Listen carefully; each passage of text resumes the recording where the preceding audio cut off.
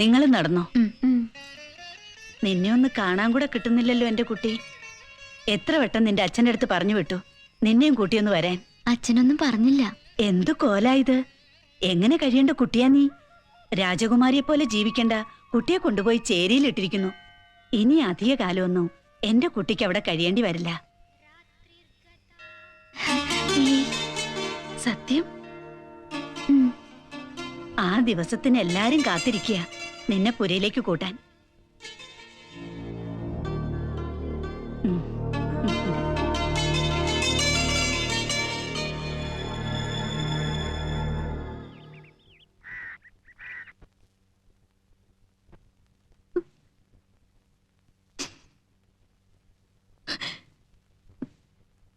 ഇത് കുടിക്കേ, കുറച്ച് ആശ്വാസം കിട്ടും.